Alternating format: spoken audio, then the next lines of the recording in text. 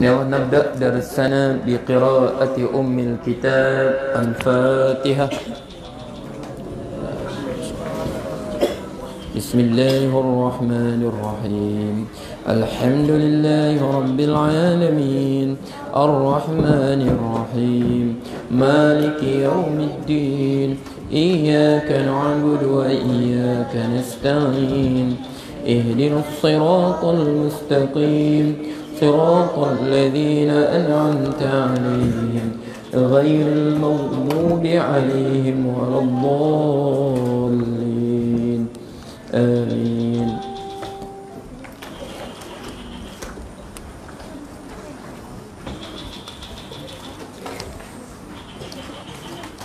بسم الله الرحمن الرحيم.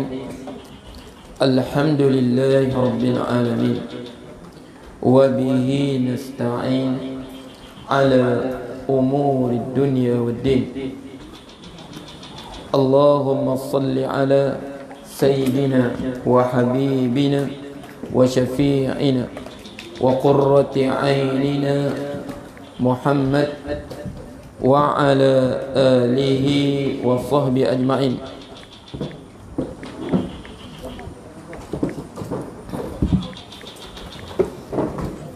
اللهم فقهنا في الدين وعلمنا التأويل واجعلنا من المهتدين. لا إله إلا أنت سبحانك إنا كنا من الظالمين.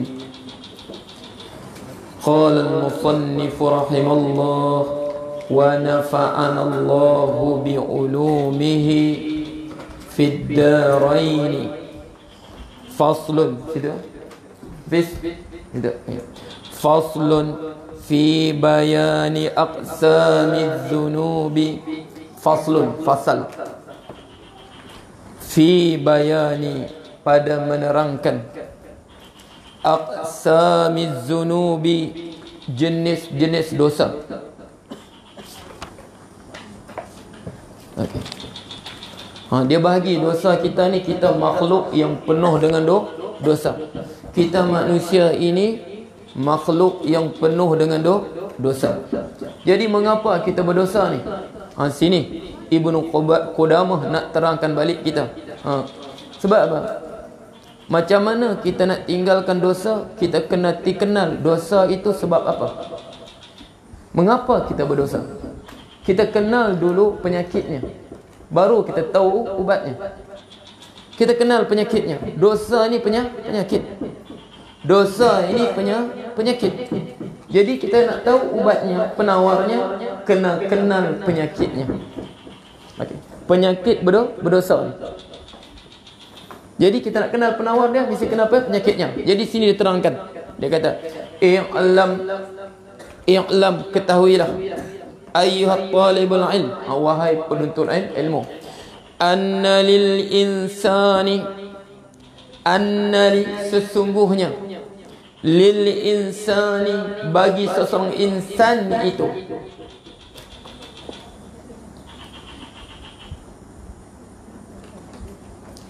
anna lil insani akhlaqan, akhlaq wa awsafan, dan sifat-sifat.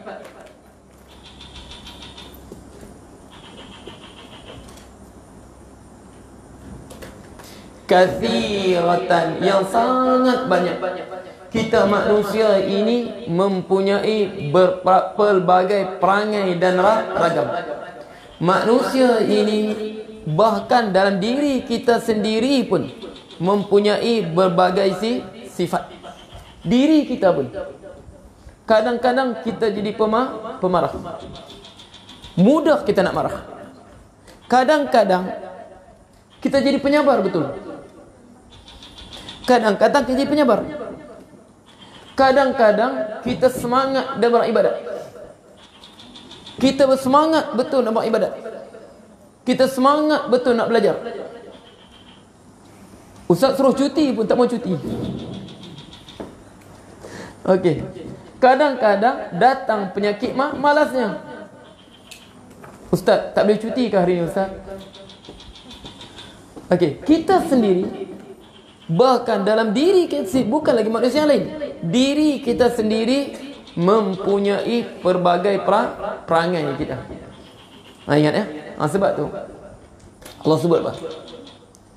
وَلَقَدْ خَلَقْنَاكُمْ ثُمَّ صَوَّرْنَاكُمْ وَلَقَدْ خَلَقْنَاكُمْ, sesungguhnya kami telah ciptakan kamu.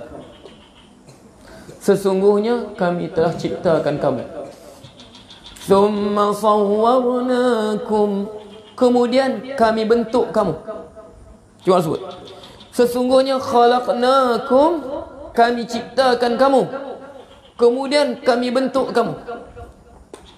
Jadi bentuk apa? Bentuk kepala, bentuk tangan, bentuk kaki, bentuk warna kulit. Jadi walaqad khalaqnakum, kami telah ciptakan kamu. Mana kamu ini telah kami ciptakan sebelum kami bentuk kamu. Boleh faham tak? Walaqad khalaqnakum thumma sawwarnakum, sesungguhnya kami telah ciptakan kamu. Summa ataf yufidu tertib. Kemudian dia ambil tempoh masa. Kemudian baru kami bentuk kamu. Makna kita telah diciptakan oleh Allah sebelum kita janin dalam perut ibu kita. Sebelum kita menjadi janin dalam perut ibu kita, Allah telah menciptakan kita. وَلَقَدْ خَلَقْنَاكُمْ ثُمَّ صَوَّرْنَاكُمْ. Kita tu siapa? Siapa kita? Kita yang sebenarnya. Kita yang sebenarnya yang dilindungi oleh muka kita, dilindungi oleh tangan kita, dilindungi oleh pakaian kita. Kita yang sebenarnya sedang dilindungi oleh apa? Mata kita, muka kita, hidung kita, tangan kita, kaki kita. Sebab ini semua surah kita. Ini semua bentuk kita. Kemudian dengan pakaian kita, tapi kita sebenarnya apa? Sebab Allah sebut وَلَقَدْ خَلَقْنَاكُمْ ثُمَّ صَوَّرْنَاكُمْ. Kami dengung tak ya?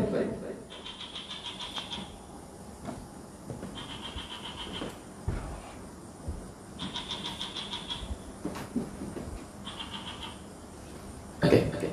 Ingat tak? وَلَقَدْ خَلَقْنَاكُمْ, kami ciptakan kamu. Kemudian kami bentuk kamu. Kita tu apa? Roh.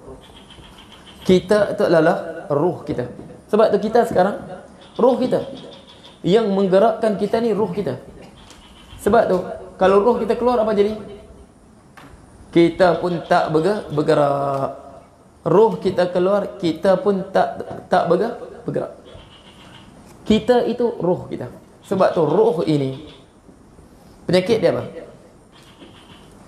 Jasad kita daripada tanah. Tanah tak ada masalah. Sebab tanah ini dia bersifat merendah diri. Sebab dipijak. Tanah ini, Allah sebut minha khalaqnakum, daripada tanah kami ciptakan kamu. Makna bentuk jasad kita ni. Minha khalaqnakum wa fiha nu'idukum, dan kepada tanah kami kembalikan kamu. Surah kita. Wa minha nukhrijukum taratan ukhra, daripada tanah kami keluarkan kamu untuk kehidupan yang lain. Jadi tanah ini tak ada masalah. Sebab tu surah kita tanah. Semua unsur tanah ada dalam diri kita.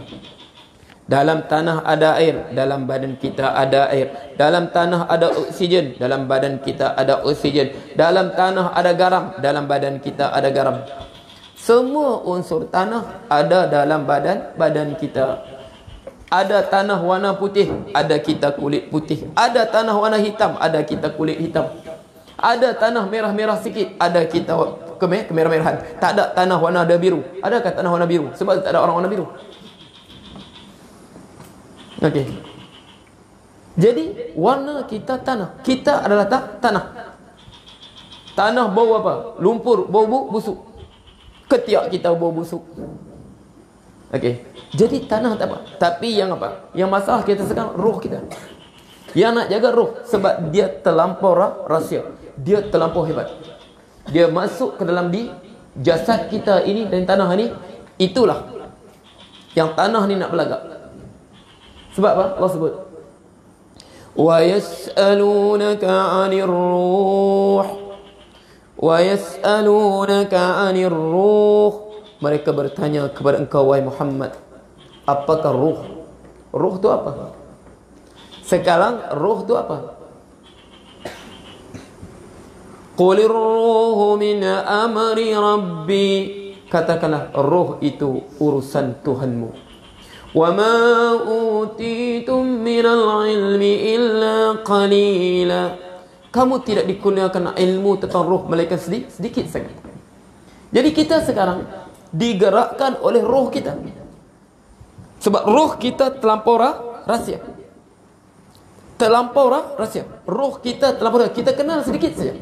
Sebab tu kita kenal bahawa dalam diri kita ada roh. Sebab tu kita sebut pendidikan rohani dan jasmani. Roh tu apa?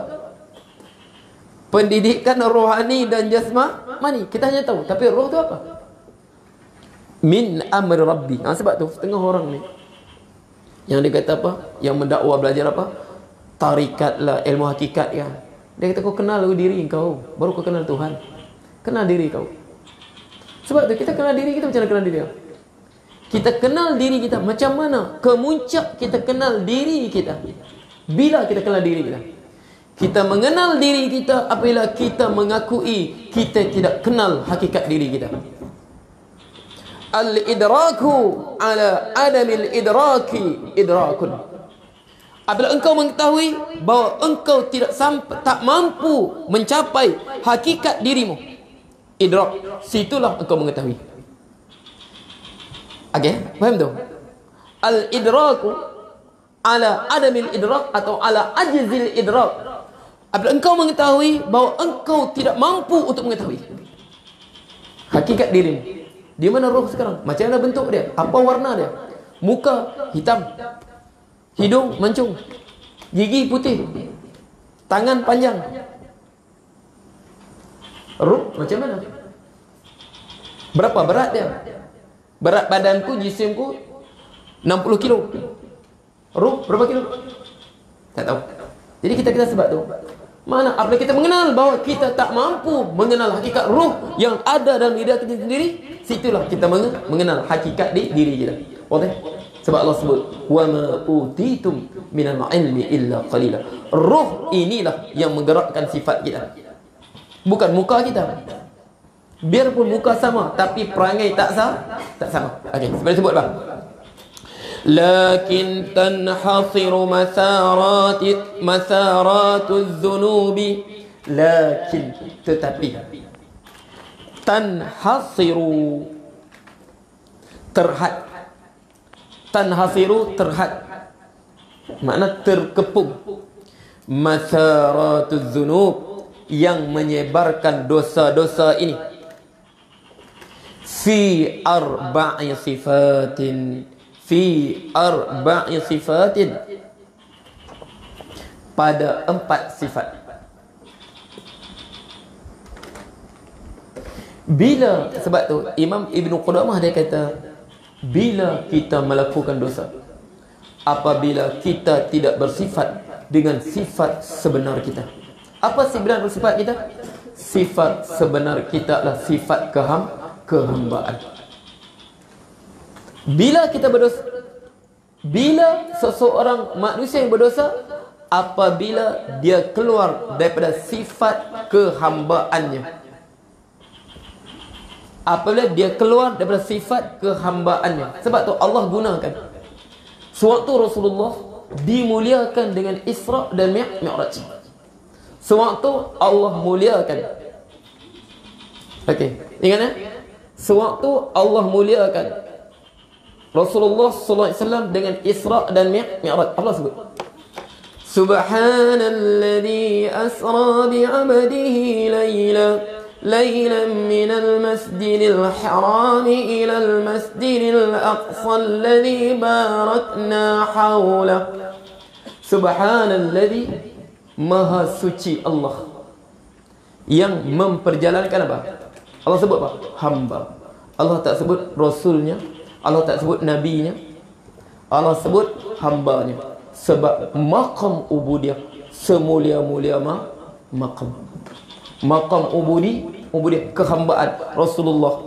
Dia rasul, dia nabi, dan dia adalah hamba kepada Tuhannya. Allah sebut bi'abdihi, maqamul ubudiyah, makam dan paling sempurna, menyempurnakan tuntutan ubudiyah siapa? Rasulullah. Rasulullah lah manusia yang paling menyempurnakan sifat ubudiyah kepada Tuhannya. Subhanalladzi asra bi'abdihi, dengan hambanya. Lailan minal masjidil haram, satu malam pada Masjidil Haram kepada Masjid Aqsa. Sebab di sini. Okey, surah Isra, nama surah apa? Surah lain bagi dia. Nama lain bagi surah Isra. Surah apa? Surah Bani Israel. Kita sebut ni. Sebab tu kadang-kadang kita Quran ni renung, tadabbur Quran. Nama surah apa?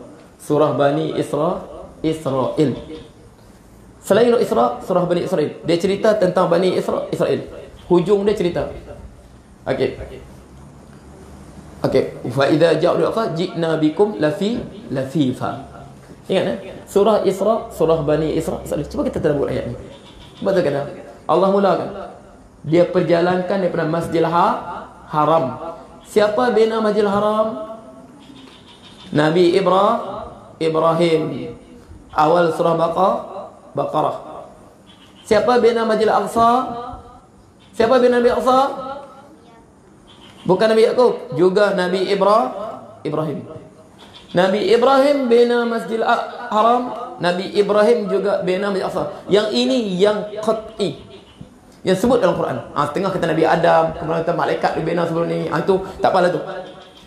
Sebab Allah sebut inna awwala baitin wudi'a lin-nasi lalladhi bi Makkah mubaraka wa hudan lil alamin. Inna awwala baitin, rumah untuk beribadat pertama dibina apa? Lalladhi bi Makkah, di Makkah, Masjidil Haram. Nabi Ibrahim. Dan Nabi Ibrahim juga bina apa? Bina Masjidil Aqsa.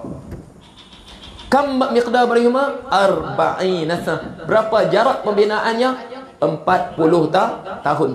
Nabi Ibrahim alaihissalam tinggalkan keturunannya Nabi Ismail alaihissalam di Mekah. Dan Nabi Ibrahim alaihissalam tinggalkan keturunannya di Baitul Maqdis. Di Ishaq, keturunan Ishaq. Nabi Yaqub. Itu Israel. Ingat ya? Israel ini nama lain bagi Nabi Yaqub alaihissalam. Sebab tu perkaitan yang sangat rapat antara Masjidil Haram dengan Masjidil Aqsa. Apa yang tak kena di Masjidil Aqsa bermakna ada yang tak kena di Masjidil Haram. Sebab Allah sebut wa tilkal ayyamu nudawiluha bainan nas. Itulah hari-hari yang kami pusingkan antara manusia. Nabi Ismail memakmurkan Baitul Haram, Kaabah, dengan mentauhidkan Allah. Nabi Ishaq memakmurkan Baitul Maqdis, mentauhidkan Allah. Datang generasi terusnya, sehingga sebelum Rasulullah diutuskan sebagai nabi, Masjidil Haram di bawah siapa? Musyrikin Mekah. Keliling Kaabah penuh berhala. Baitul Maqdis, Masjidil Aqsa, di mana waktu itu? Disyirikkan oleh Kristian Rom Byzantine. 8 hijrah begitu. Rasulullah berfathul Mekah. Rasulullah bebaskan Masjidil Haram daripada apa? Tangan orang musyrikin Mekah. Bilal orang pertama azan di Kaabah. Dia azan. Sehingga musyrikin kata apa? Gagak hitam. Siapa yang bebaskan Masjid Al-Aqsa selepas kewafatan Rasulullah? Sayyidina Umar bebaskan Masjid Al-Aqsa. Dan diriwayatkan Bilal juga yang azan di Masjid Al-Aqsa. Sewaktu Sayyidina Umar takluk Masjid Al-Aqsa, tawan balik, bebaskan Masjid Al-Aqsa daripada Kristian Rom Bazan penentang. Nampak tu? Khulafa Ar-Rashidin, Bani Umayyah, Bani Abbasiyah, semuanya Masjidil Haram di tangan umat Islam, Masjidil Aqsa di tangan umat Islam. Berlaku pada pertengahan kerajaan Bani Abbasiyah, Masjidil Haram jatuh kepada golongan Syiah Fatimiyah. Batiniyah, begitu ya, Syiah Ismailiyah, Fatimiyah ni.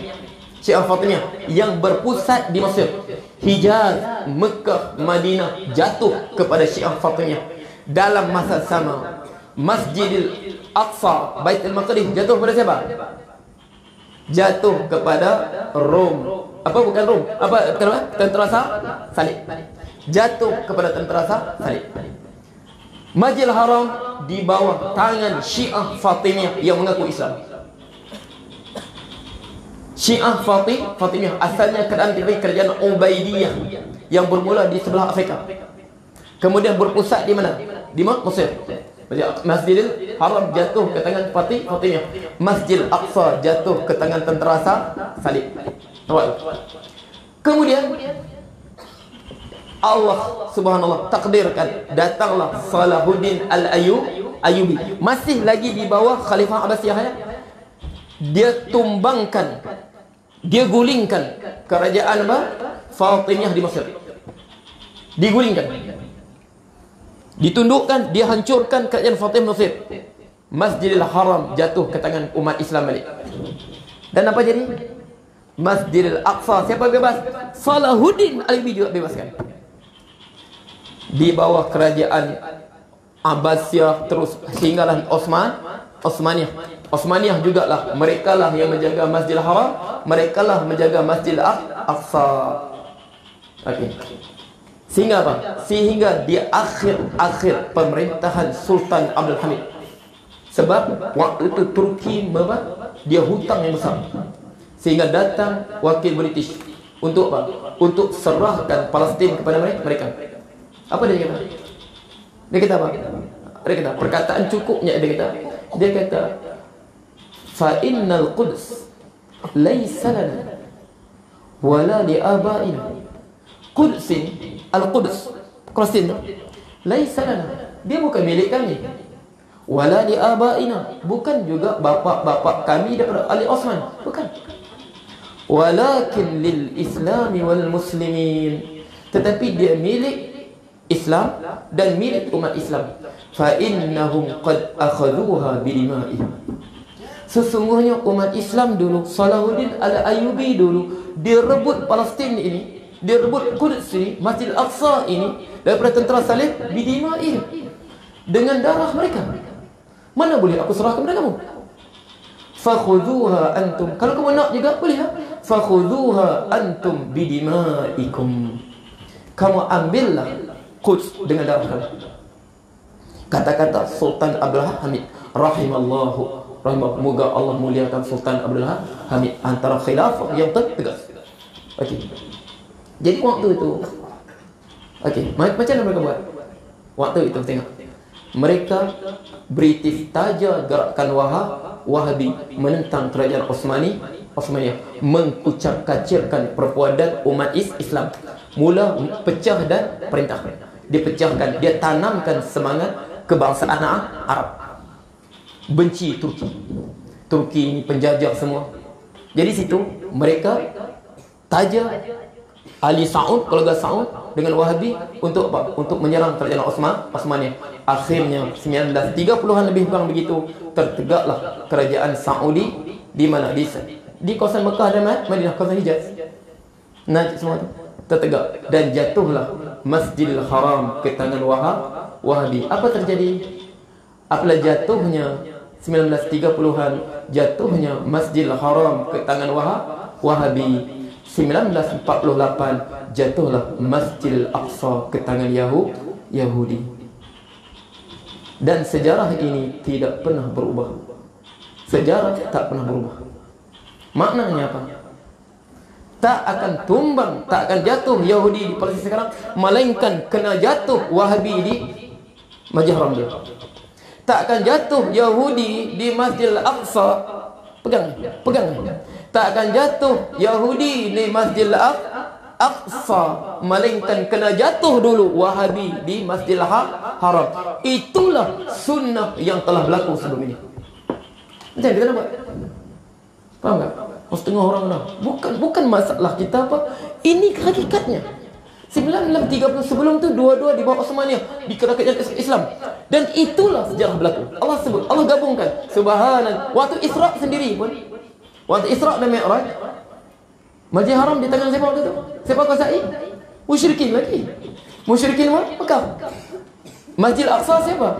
Tentera Kristian Rom, kerajaan Rom, Byzantine. Faham tak? Inilah sebab kita kata ya, Hamas berjuanglah untuk pertahankan marwah mereka. Tetapi mereka tetap takkan berjaya membebaskan Baitul Maqdis. Percaya takkan bebaskan. Hamas kah, jihad Islam kah, apa PLO? Itu apa? Saraya Quds kan takkan mampu bebaskan Quds. Percayalah. Okey. Melainkan apa? Kena jatuh ini dulu. Mesti syarat dia jatuh Wahabi ini Masjid Haram tu. Baru jatuhnya Yahudi di Masjid Aqsa. Ingat ya? Jatuhnya Wahabi di Masjid Haram, barulah jatuhnya Masjid Aqsa ke tangan umat Islam. Faham tak? Okey. Ini sejarah yang tak pernah berubah. Okey. Jadi kita sebut ini sifat kehambaan. Lakin tanhasiru masaratid dhunub. Nah, sebab kita tengok apa? Perang berhenti kejap, lepas tu perang balik, berhenti balik. Begitulah berunding balik. Hari ni Mesir hantar pula perisikan dia apa? Ketua perisikan untuk apa? Untuk berunding dengan Hamas, untuk berdamai. Itu sajalah cerita dia. Nak tawan Masjid Aqsa tak mampu. Hamas tak mampu. Selagi mana Wahabi masih lagi bertapak di mana? Masjid Haram. Itulah hakikat sejarah yang tak mampu kita nak nafikan. Yang tidak pernah berubah. Jelas tu? Okey. Sesiapa yang kata Hamas mampu membebaskan Masjid Aqsa, okey, sedangkan Wahabi masih kukuh di Masjid Haram, dia bercakap tanpa panduan Quran dan Sunnah. Sebab tu nanti Imam Mahdi dia tawan malu Mekah dulu kan Masjid Aqsa dulu. Cepat Imam Mahdi nanti fayubayi'unahu bainar rukni wal maqami. Mereka akan bai'ah dia di antara rukun Hajarul Aswad dan maqam Ibrahim. Kemudian fayub'asu ba'su min Syam, makna sana daripada arah Baitul Maqdis, bersyam, utuskan tentera untuk serang Mahdi. Baru diserang kuasai sana. Sebab tu pemerintahan Mahdi di mana? Imam Mahdi di bai'ah di bainar rukni wal maqam, di antara rukun Hajarul Aswad dan maqam Ibrahim. Tetapi pusat pemerintahan di mana? Bukan di Mekah, bukan. Di mana? Di Baitul Maqdis. Sebab Allah sebut, okey, kharabul Madinah imaratu Masjidil Haram, Masjidil Aqsa, Baitul Maqdis. Kharabul Madinah imaratu Baitul Maqdis. Madinah menjadi sunyi dan akan diimarahkan Baitul Maqdis. Sebab apa? Sebab pusat pemerintahan Mahdi di Baitul Maqdis. Tapi apa? Dia tumbangkan dulu, dia kuasai dulu Kaabah sebelum dia kuasai Baitul Maqdis. Sebab Allah mula tengok ini kita isyarat dia. Boleh? Okey. Rasulullah bebaskan Masjid Haram daripada kesyirikan. Sayyidina Umar bebaskan Masjid Aqsa daripada kesyirikan. Boleh? Ayo. Sifir yang cukup mudah untuk sesiapa yang ingin memahaminya. Sifir yang cukup mudah, panduan hidup yang cukup mudah untuk siapa yang mengerti. Siapa yang mengerti. Okey. Ahaduha sifatun rububiyyatun. Salah satunya sifat rububiyah, sifat ketuhanan. Dia keluar dari sifat kehambaan. Hamba ini sifat dia merendah diri. Dia mencari redha Tuhannya. Okey, dia kata apa? Sentiasa mencari kebenaran. Benar, itulah dia ikut. Sifatun rububiyatun, sifat ketuhanan. Wa minha, daripada sifat inilah. Mana boleh dia ambil sifat apa? Dia nak ambil sifat ketuhanan.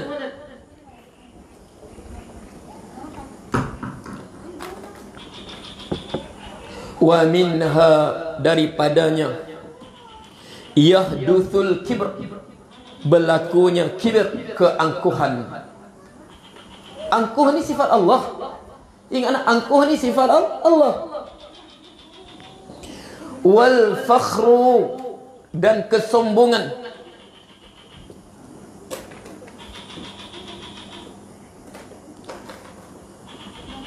Wa hubbul madhi, dan suka dipuji. Wassana'i, diungkapkan kata-kata yang indah.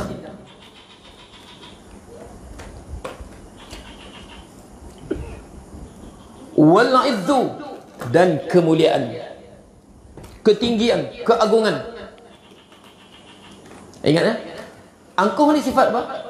Ini sifat Allah. Sebab tu kita tak berhak untuk angkuh. Sebab apa? Allah dia bersifat angkuh. Sebab Allah layak bersifat angkuh.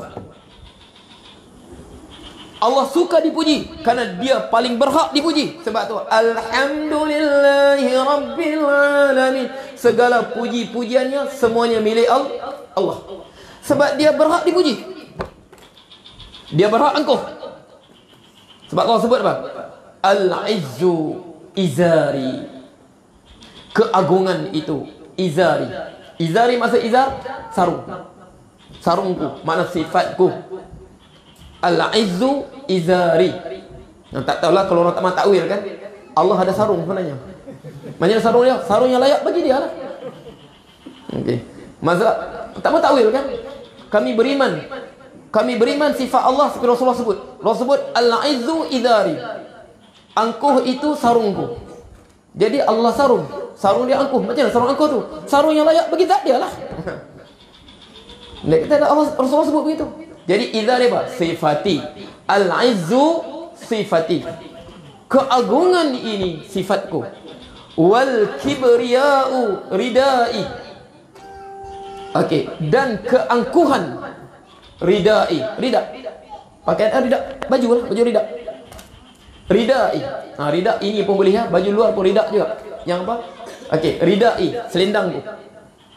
Wal kibriya'u ridai, selendangku. Jadi tak tahulah. Setengah orang ni tak tahu. Dia kata apa? Kami mensifatkan Allah seperti Allah sifatnya dalam Quran, Rasulullah sifatkan hadisnya. Jadi kalau Rasulullah sebut, okey, hadis kursi kan Allah sebut dia ada sarung, dia ada rida, selendang. Jadi macam mana dia kata Allah ada selendang? Macam mana selendangnya? Yang layak bagi dia lah. Itu kata, ini sebab tu kata kenapa Quran, hadis, sebab tu kita belajar balaghah. Apa makna hakikat, apa makna majaz. Kita sebutkan ada setengah datang apa? Datang dalam bentuk hakikat, ada bentuk majaz. Hakikat pun banyak lagi jenis dia. Ada hakikat apa? Hakikat lughawiyah, ada hakikat syar'iyah, ada hakikat urfiyah. Contohnya Quran sebut. Okay.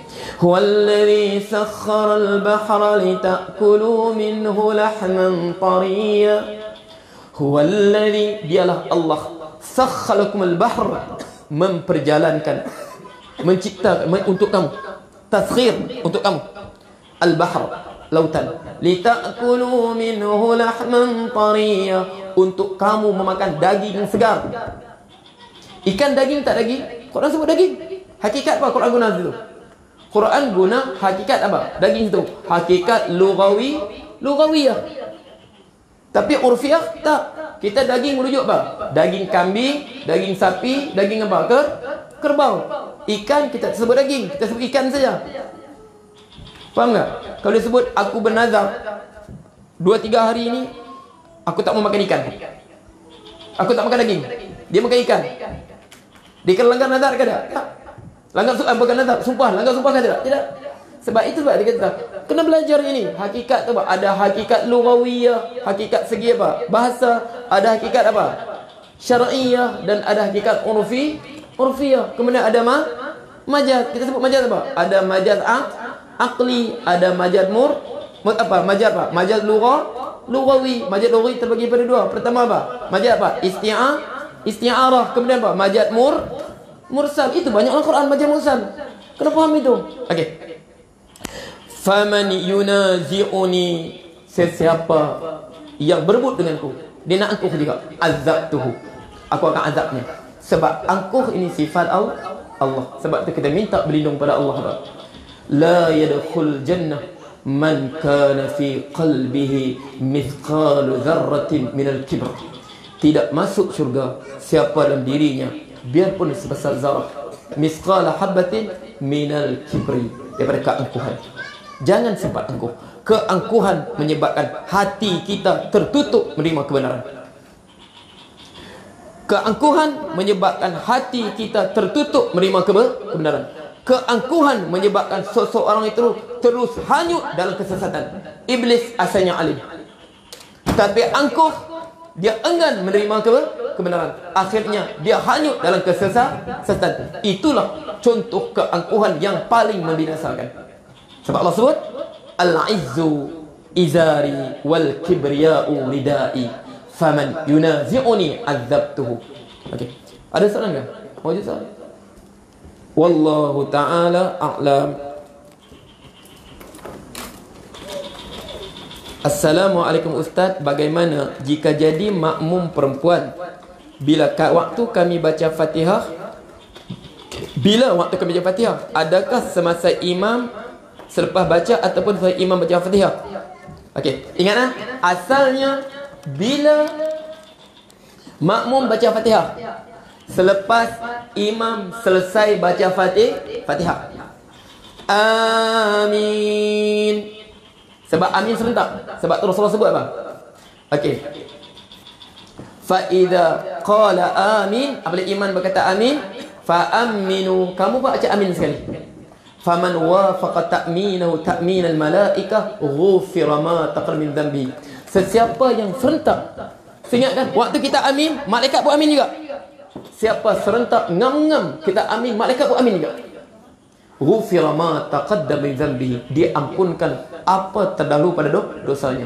Jadi sebab apa? Asalnya imam baca Fatihah, Bismillahirrahmanirrahim. Kita dengar sebab wa idza quri'a alaikumul Quran fastami'u lahu wa ansitu. Dibacakan Quran, kamu dengarlah. Diamlah, dengar bacaan. Jadi imam baca Fatihah asalnya ya, kalau imam pun alim, makmum pun alim. Bila imam baca selepas imam habis amin. Imam pula selepas dia amin, dia akan berhenti. Sebelum baca surah, dia bagi apa? Peluang makmum untuk membaca Fatihah. Dia akan berhenti dulu sebelum dia baca surah. Ini imam yang faham, yang belajar. Itu asalnya. Bila makmum baca Fatihah, makmum perempuan kan, lelaki kan, selepas amin. Sebab imam pula sewaktu tu dia berhenti. Disunatkan dia berhenti untuk bagi peluang makmum baca Fatihah. Okey. Dia kata. Dan bagaimana jika Al-Fatihah yang kami baca sebelum habis kemudian imam suruh rukuk? Terima kasih. Okey. Ini pula sekarang dia kata dia baca Fatihah belum habis, tapi imam sudah rukuk. Kalau sekiranya imam baca, dia tunggu imam sampai imam habis, amin, baru baca Bismillahirrahmanirrahim. Imam pula qul huwallahu ahad Allahu samad lam yalid walam yulad walam yakul lahu kufuwan ahad, Allahu akbar. Dia baru maliki yaumiddin. Macam mana? Sini ingat ya, sebab dia sewaktu qiyam tadi, dia berada dalam waktu sempat dia habiskan Fatihah bersama imam. Tapi dia senaja tak baca Fatihah. Sebab apa? Untuk mendapat yang terbaik. Tunggu imam habis Fatihah dulu. Jadi sini, kalau keadaan begitu, dia mesti habiskan Fatihahnya. dan dia dibenarkan ketinggalan 2 rukun yang 3 rukun yang banyak. Sehingga imam sujud yang kedua, naik balik. Mana imam rukuk, dia habiskan Fatihah. Sebab apa? Sebab waktu dia berdiri dengan imam tadi, dia sempat habiskan Fatihah, tapi dalam kadar pertengahan. Tapi dia tak habiskan. Wadih ya? Ini bukan wadih juga kalau begini ni. Dia kena apa? Belajar kitab ni. Mana boleh terang begini. Okey, itu saja. Tapi kalau imam, contoh, rakaat ketiga. Imam baca pelan kan? Dia bangun dengan imam. Imam Allahu Akbar, dia pun Allahu Akbar. Imam baca Bismillahirrahmanirrahim, Allahu Akbar, dia baru Bismillahirrahmanirrahim, Alhamdulillahirabbil alamin. Imam telah rukuk. Waktu itu dia wajib rukuk. Sebab apa? Sebab biarpun dia berdiri dengan imam, tetapi waktu dia bersama imam, dia tidak mampu menghabiskan Fatihah bersama imam, kerana imam membaca terlampau laju. Biarpun dia baca kadar pertengahan. Jelas tu? Okey. Ingat kalau imam baca cepat makna kalau imam jenis baca cepat, kita tahu dia baca cepat, makna dia Fatihah, kita serentak dengan dia. Dia Fatihah, kita baca Fatihah juga. Kalau kita tahu dia jenis baca cepat, dia baca Fatihah, kita baca serentak dengan dia. Biarpun asalnya afdal asalnya asalnya kita bagi dia habis baru kita baca kan. Tapi kalau dia baca tempat, kalau kita tak baca Fatihah dengan dia, tak sempat kita Fatihah, baca awal dengan dia. Boleh? Sebab tu ulama kata, contoh dia sebab tu, kalau imam tarawih, imam Fatihah, kita Fatihah sekali lah. Sebab imam Bismillahirrahmanirrahim, Alhamdulillahirabbil alamin, dia habis surah, kita baru habis Fatihah, rukuk sekali. Okey. Assalamualaikum Ustaz, apakah hukum serongkan arah kiblat jika rumah tidak lurus dan ada juga rumah masjid serongkan kiblat? Okey. Apakah hukum seorang kiblat ni? Sebab kita kiblat ni zanni. Kita ni kiblat zanni. Sebab tu kita solat ikut arah. Tengok Rasulullah bagi contoh mudah saja. Tengok Madinah ya. Tengok Madinah. Siapa tengok peta Madinah Mekah? Mekah bawah, Madinah atas kan? Apa Allah sebut? Ma bainal masyriq wal maghrib qiblah. Antara timur dengan barat, antara timur dengan barat. Timur mana? Kawasan Najd, barat mana? Kawasan Syam. Antara tu semuanya kiblat. Faham tak? Sebab tu memang mazhab Syafi'i kita kita nak serong kalau kita yakin itu arah kiblat, asilah kan? Faham tak? Sebab benda ni hanya zon. Kita bukan yakin betul lah kiblat. Sebab apa? Kita kata zon. Setiap kali datang matahari istiwa, sekarang cari berubah kiblat. Setiap kali datang istiwa, setiap kali berubah kiblat kita. Faham tak? Setiap kali istiwa, macam bila baru ni. Okey, sila pastikan kedudukan kiblat. Nah, tak tepat aku. Sebelum tu ubah sudah. Lepas ni berubah lagi. Jadi kerja kita apa? Kerja kita ubah arah kiblat. Kerja kita, sedangkan benda tu zanni juga. Bukan yakin. Kalau yakin, daripada dulu tak pernah berubah. Sebab tu tengok kiblat. Tak tahulah Ustaz, wallahualam, yang banyak ubah kiblat kawasan kita saja. Sedangkan Masjid Umawi tak pernah ubah kiblat. Masjid di Mali, di Afrika sana tak pernah ubah kiblat. Sebab apa? Kaedah mereka mudah. Sebab apa? Kita hadap beragama. Dia kata bagi mereka, kita hanya menghadap jihah qiblat. Fawalli wajhaka syatral masjidil haram. Arah masjidil haram. Okey. Mazhab kita ketat sikit. Dia mesti Ainul Ka'bah. Itu khilaf. Jadi siapa nak ubahlah. Dan biar pun masjid dia sengit. Okey. Ingat ya? Ini sebab tu. Tapi kerja kita nampak apa? Semua masjid boleh kata 90% lah saya tengok masjid di Tawau ni. Semuanya mihrabnya serong. Okey. Ustaz, boleh Ustaz ulas apa tengok seorang suami dan tengok seorang suami isteri? Kena baca bab munakahat. Berapa jam ni? Tunggulah. Tanggungjawab suami isteri. Subhanallah. Okey. Terlampau banyak Allah sebut dalam Quran. Okey, nantilah kita ulas ni. Aku liqauli hadza wa astaghfirullah li wa lakum wa billahi taufiq hidayah. Bismillahirrahmanirrahim. Alhamdulillahirabbil alamin hamdan hamidin hamdan syakirin mazila ya rabbana sultani Allahumma shalli sallim Allah faqihna fid din wa alim ta'wil al kitab wa sunnati nabi Allahumma salli al bala wal waba wal fahsya al munkar wal mihan wal fitan wa ghair Allahumma rabbana atina fid dunya hasanah wa fil akhirati hasanah wa qina adhaban nar wa sallallahu alaihi wasallam walhamdulillahi rabbil alamin taqabbalallahu minkum. يلا يلا من أذنه يلا حلمي يلا حلمي